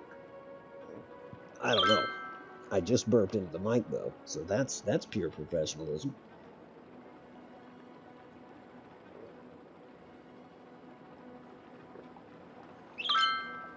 Yeah. Yeah, the city is burning down. It was hit by an asteroid. Right there in the middle. God knows I'm not saving this. And you can see the rescue choppers dropping off personnel and rescue dogs trying to save what they can, and fire choppers are heading in. Somehow some bus lines are still running. You got ambulances coming in, and I don't see a lot of fire trucks, which is surprising. Oh, well, there's emergency vehicles. No fire trucks, though. Oh, did the fire department get hit? No, it didn't. The fire department's right there. That's weird, though. And I see some hearse driving around. I imagine business is going to be good for the coroners, for the morticians, I should say. You did think for a couple weeks before the trailer they were getting ready to announce a big game. Yeah, Starfield, right? Yeah.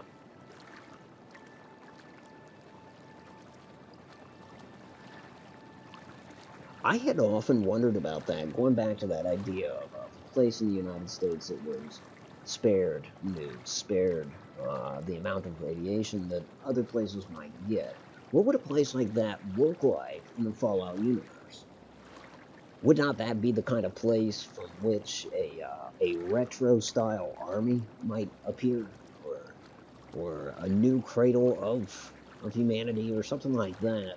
A place generally where the buildings still stand, where all the emergency departments and all of that, they survived.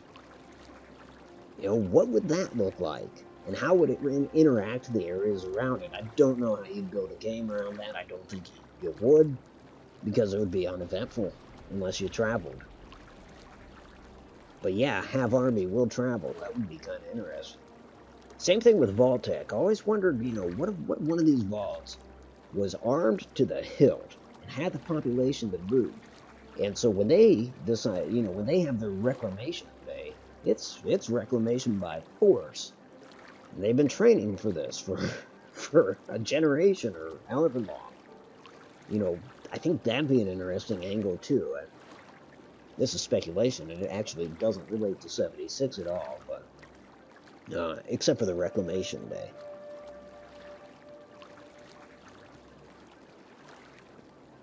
But I always thought that would be interesting. Because a force like that, a force trained in the old ways of war, and armed as well as they could be, meeting raiders and super mutants and more or less disorganized opponents, I think they would just roll right over those opponents. I don't know, but that's my guess. Okay, so we properly destroyed Japek. Which sounds like I've said something real hurtful against Japek O'Death. That's, you know what I mean. I mean Japek City got hit by a damn... Wait, what happened to the road there? Oh, that's a tunnel. That's what happened. So, yeah, we hit it with a comet. That works. So definitely not saving. And I will move on to the next county north. I don't know if I'm going to be able to hit every county tonight, and I don't intend to stream this game too damn often. Refugees arriving. Yes, that's a fair point. If you had such an idyllic place that was spared, yeah, refugees would definitely be attracted to such a place. They would make that move. Well, seeing as I only have, let's see, 22 minutes left of the stream, I want to spend 2 of those minutes using the restroom. I'll be right back.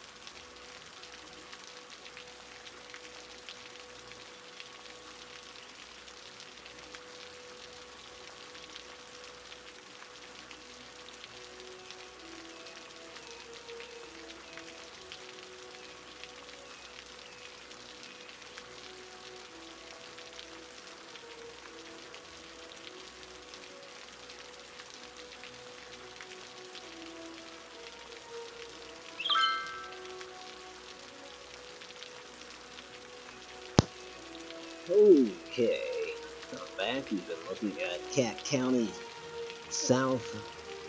Gonna catch up with chat real quick. Only thing that bothers me about the rumor is the rumors that they will not allow for Creation Club mods.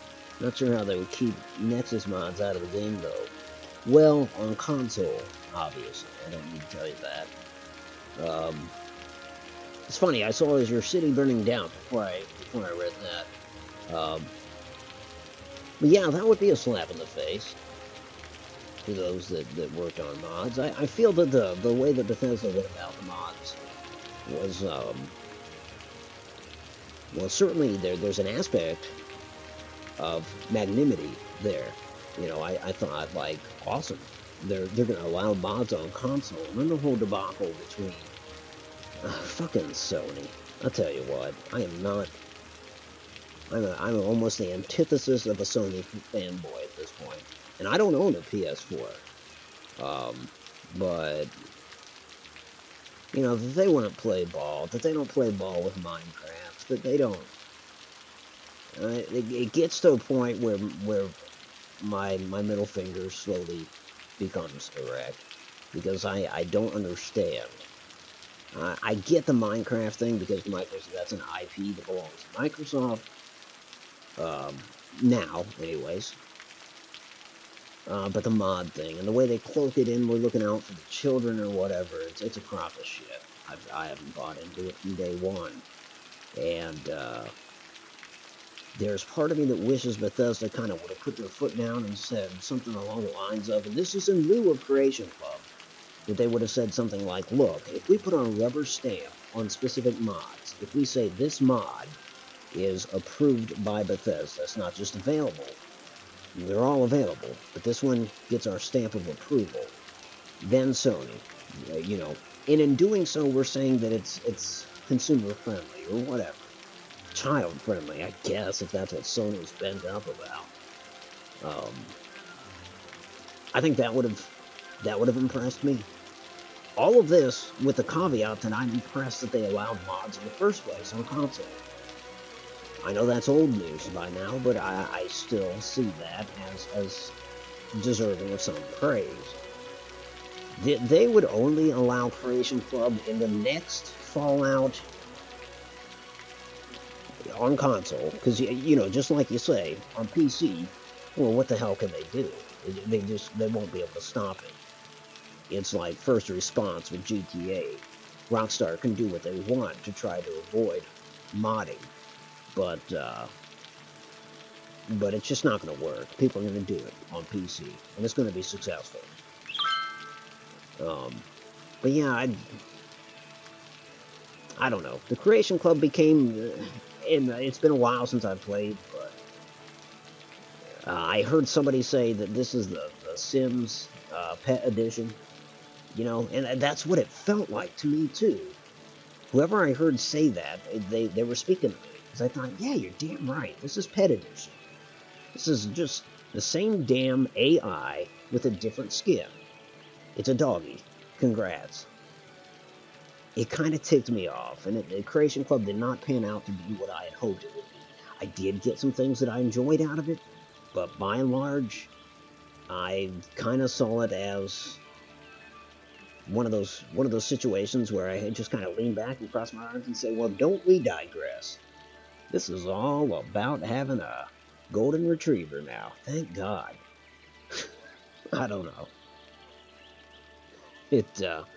Anyways, that's just one comment, so we might be sitting on the screen for a second. Wonder what they're going to do with power armor. Will they stick with the Fallout 4 style with the armor frame, or go back to the old system of being really heavy armor? You know, if you worked for Bethesda, if you were one of the designers, what would you do? I think I would stick with the power frame stuff. I would kind of think that, look, we've fit that in now. That's part of the story. That's how it works now. Whether it's retcon or not, it's how it is now. So let's keep it. I don't know, though, to be honest. And thank you, Chris. I'm always wait to see the welcome backs. Not keen on multiplayer. Really hope they don't throw out the single player campaign. Well, yeah, shame on them if they throw out single player, because that has always been Bethesda's strong suit, right? So I can't see them do that, but should they? Yeah, that would upset me. You can spend a lot of time, and how much time have we spent in the Fallout universe under that single player? Well, all our time has been single player. I don't want to say it would be a slap in the face. That's certainly not that harsh, but I don't know. It just seems like if you bring in multiplayer, you're going to dumb it down in other areas. Aren't you? Aren't you? I don't know that to be a fact, but I've seen it in other games. And so that would be my fear. The Elder Scrolls Online comes to mind. Now, granted, you know, that's the business model there. It's not you and a friend, or you and 3 friends. Yeah, well, you know what I mean.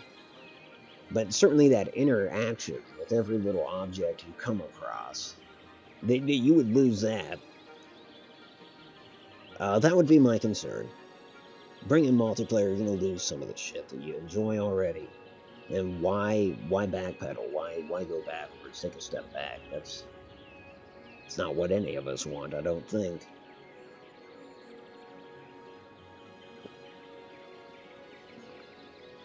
I agree. Credit to Bethesda for adding mods to console. Yes, absolutely. Creation Club, bit of a mixed bag. True. Can't deny that. There were things I enjoyed. There were, but late in the game, before I burned out, it was the dogs. It was all about the dogs, and I had enough at that point. So obviously, I chose not to purchase most of them. I did purchase a couple. I regretted it though.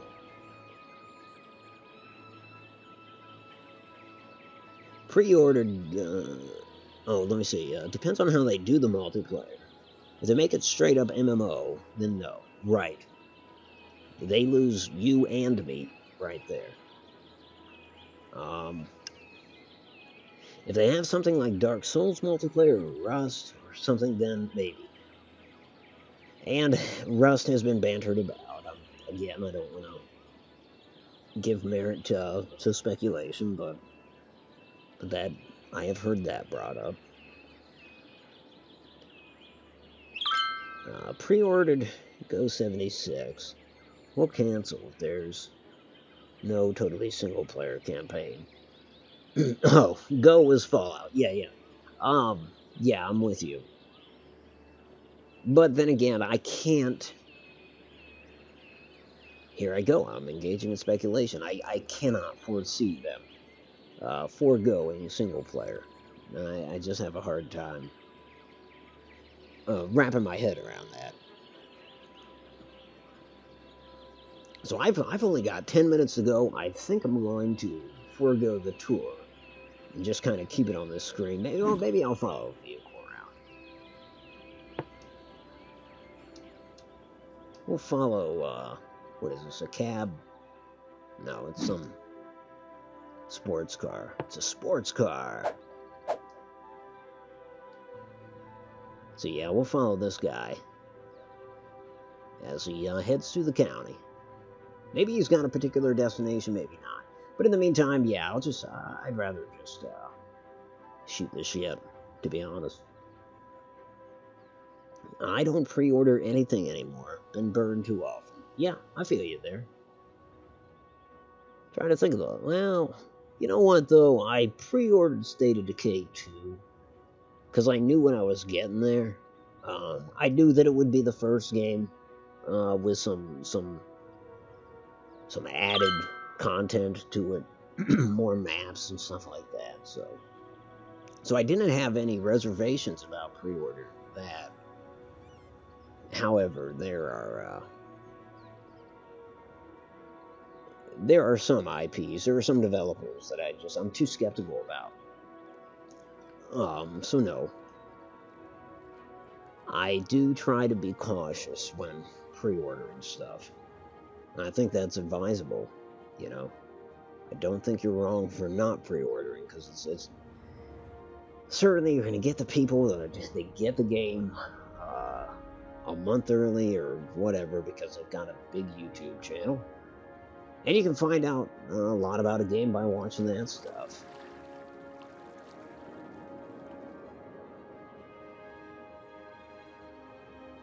And potentially even pre-order, you know, a week or two in advance based on the content you've seen from these elites that already have access to the game.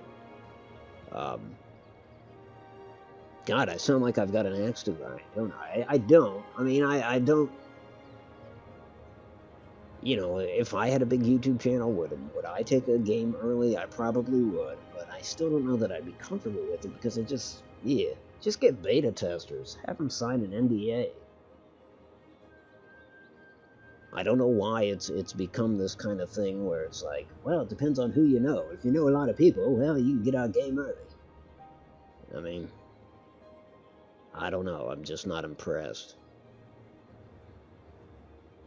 But that's an entirely different subject, right? After Andromeda, I said I wouldn't, but it's Fallout. Yeah, understandable.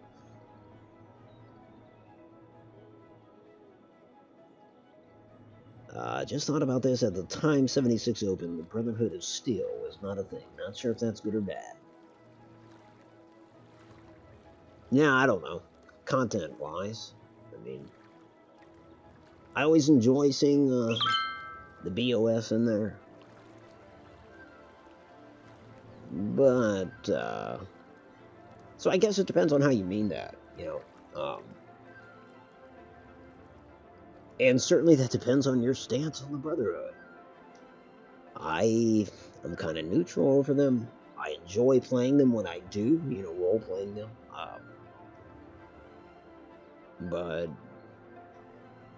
I know that there's some folks out there that would choose to be BOS every single time because they just love that faction. There are others that absolutely hate it, think it's tantamount to Nazis. I don't know.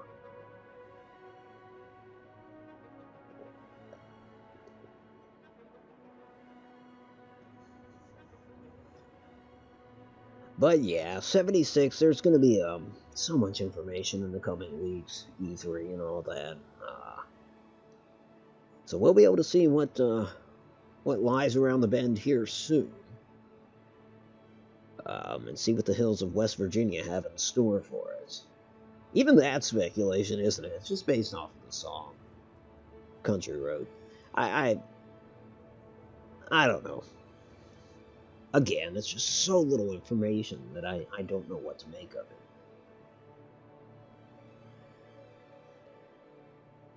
it. And it's let me see. You might see them starting out. That would be interesting. It would, but you're kind of on the wrong side of the country. You know what I mean? If you are in West Virginia, I don't know how you would have any grasp on the Brotherhood. Because they're from out west, right? Yeah.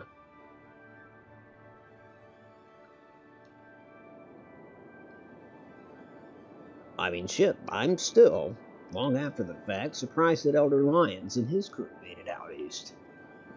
Those dirigibles are a lot sturdier than one would think, I guess. This was Alabair Fields, named for Kevin Alabair, a small farming community, also with townies, because just north of it is a vacation spot.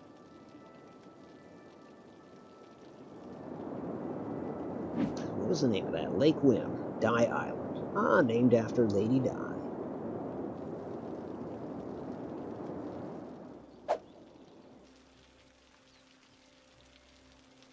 Bicycle paths, all that stuff, all that jazz.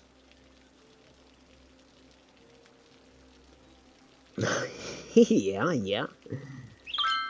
Release date 7/6. I can see that.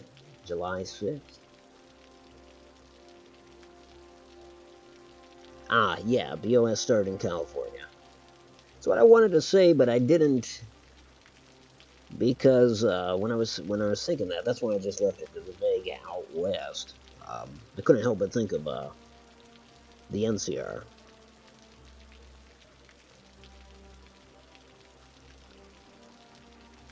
Too many becauses. It's not so bad. Not so bad.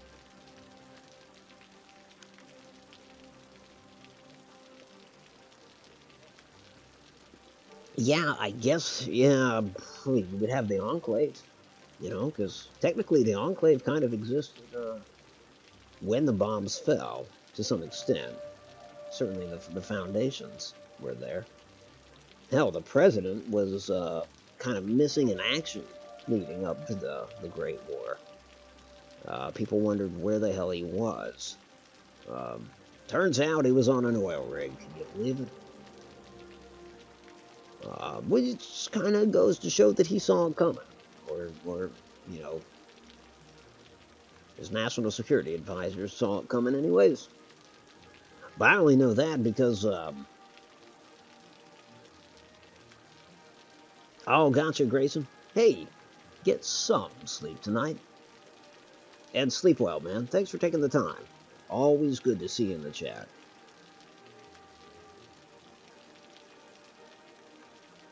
Yeah, but the whole president business only occurred to me because I made some Fallout news program, and I wanted a scene with the president, so I put it in there. Had the president giving some speech at a banquet. And it wasn't until after the fact that I realized that there was a terminal entry that talked about the president being kind of unaccounted for. That though people may have heard from him or whatever, there was nobody saw him, so they wondered where the hell he was. And that kind of pained me, because I thought, oh shit, I just had him speaking at a conference the day before the bombs fell, so apparently that's not lore friendly, but whatever. But that's how I learned that, that he was missing. But here we are, it's almost 3 a.m. on the east coast of the United States, so I am going to bring this to a close. And let's see, what have we accomplished? We managed to look at 2 of the 4 counties and the 2 larger counties. Dealt with some severe thunderstorms, dropped a comment on Japik City, which is no indictment of Japik. I love Japik to death, but if the biggest city in my state is named after him, that's actually a compliment. But if I'm going to drop a comment, you damn well better be sure it's going to be on the biggest city. Just because that's cooler. What's the point in dropping it on a forest? But yeah, I think that should suffice. I tell you, I don't know what I'll be playing next. I don't know if it'll be a State of Decay. The thing is, I don't want to burn out on State of Decay, so I've been trying to play a few titles, rather than just that. But if my memory of State of Decay 1 serves, it's a game that if you play too much, you can burn out on rather easily.